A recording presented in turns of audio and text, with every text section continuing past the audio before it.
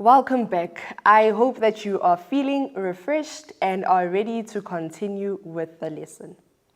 In this part of the lesson, we are going to look at the importance of components that are related to the musculoskeletal system. We will look at what components are related to the system and then look at their function and the role that they play in the musculoskeletal system. The first component that we will look at, or the first components, are the muscles. Muscles work in pairs. We have antagonistic muscles, which are necessary because each muscle can only exert a pulling force. A muscle cannot push itself back to the starting point, therefore, another muscle can only exert a pulling force. Now, what does this mean? We can define antagonistic muscles. If we look at the word antagonistic, ant in English or anti will refer or mean against or opposite one another. So with antagonistic muscles, the one muscle will contract and the other muscle will relax or become longer. Here is a diagram of a man or a human figure showing the attachment of muscles to his bones and which muscles are contracting and relaxing, but we will look at that more into detail when we focus on the processes. Next components are the bones. Now, bones are living, rigid structures. We say that they are living because they can grow. They form the support structure for the whole body. They provide attachment for the muscles. They contain salts which make the bones hard and rigid.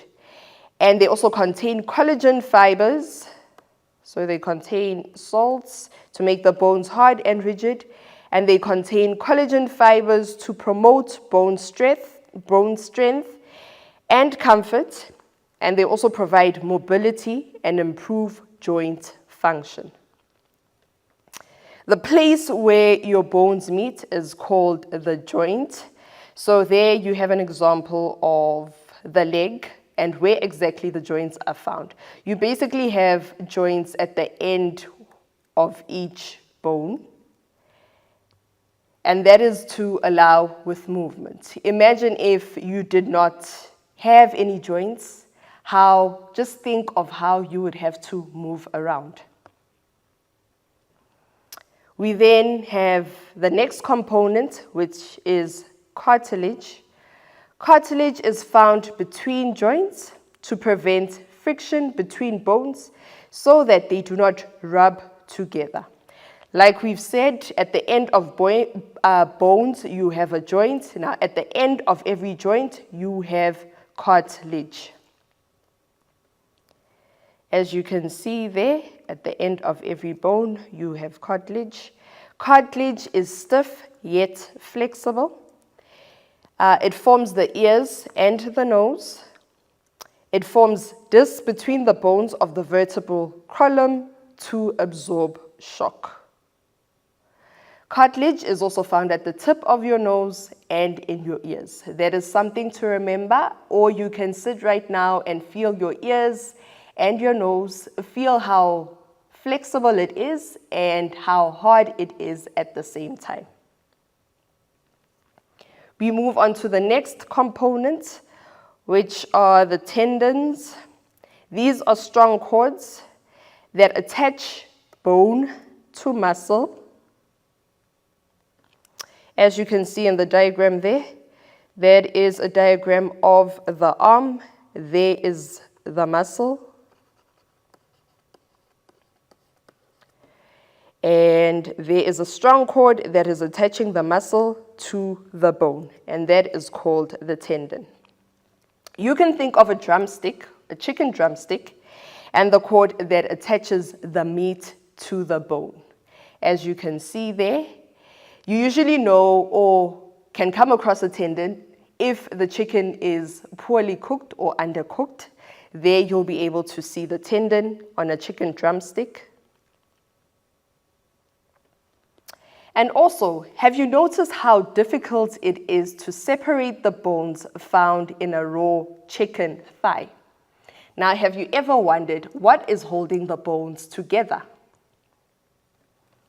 We have what we call the ligaments. The ligaments are found between bones at the joints, as you can see there. This is a diagram showing your knee area. This is your kneecap, and this is your shin or tibia and fibula. There between the bones, you have a ligament, and there, and also there, you have another ligament. These connect or attach bone to bone. It also helps prevent the dislocation of bones. Now that we are done with the components and their importance, we are going to move on to the main processes that are related to the musculoskeletal system. First process is locomotion. How will we describe this or define this? Locomotion happens when we move our entire bodies from one place to another through self-propulsion. Okay, now this process or action is always voluntary, meaning that we are in control of it. We then have a second process called movement. Movement is defined as the act of changing the place or position by one or more parts of the body. It can either be voluntary or involuntary, and by now we know that most activity or all activities that are involuntary are controlled by the nervous system. For example, when swimming, the aim is to push your body forward. So you are going to be pushing your body forward through self-propulsion. Now your musculoskeletal system will help you move your entire body through locomotion. So here you are moving from most probably the end of the pool to the other end of the pool. What happens next? We have the process of movement that is involved. The movement of the musculoskeletal system is controlled by the nervous system.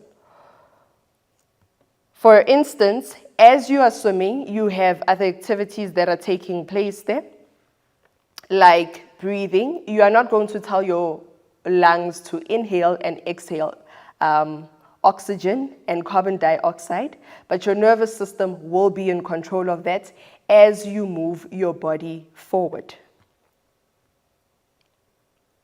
We then move to the second or third process that is related to the system, and that is called the contraction and relaxation of muscles. Here, locomotion and movement happen through the contraction and relaxation of muscles. Muscles are stimulated by nerves to contract. Now, how does this happen? For instance, if you have an object in your arm or you don't have an object in your arm and you try and move your arm towards your chest, you can feel the upper part of your arm tensioning up. We will say that that part or those part of the muscles are contracting.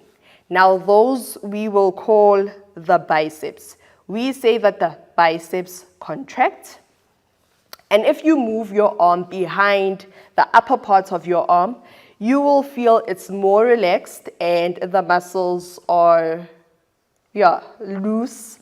So you will say that your triceps are relaxed. So the upper part of the arm, those muscles are called the biceps. And behind the biceps, you have your triceps. Remember, we also came across a term called antagonistic muscles. We said that these are muscles that work against each other or opposite each other, meaning when the one muscle contracts, the other muscle will relax.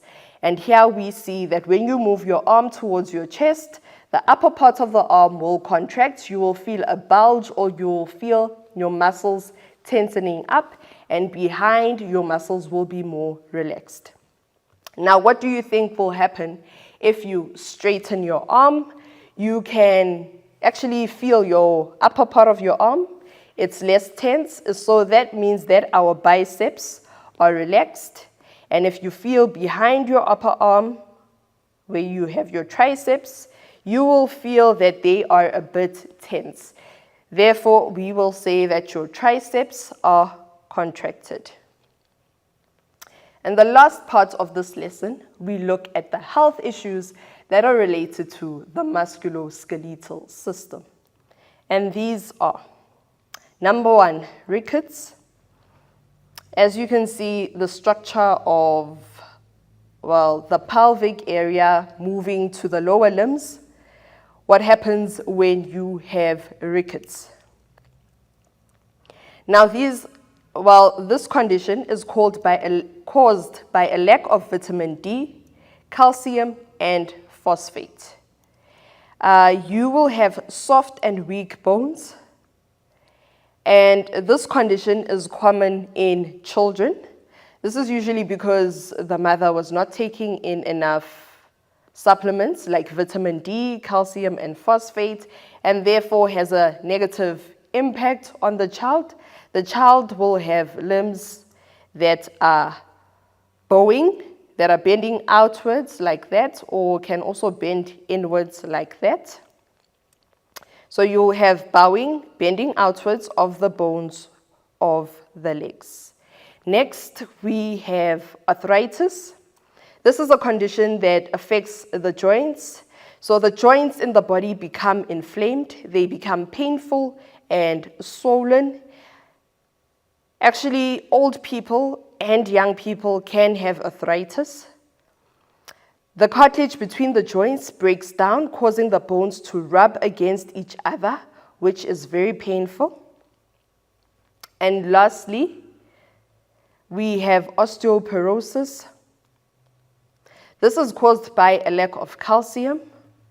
We know that calcium is found in milk, and that helps strengthen your bones. This occurs when bone tissue becomes brittle, meaning it becomes soft, it becomes thin and spongy. Okay? These fragile bones can break easily, and they start to crumble and collapse.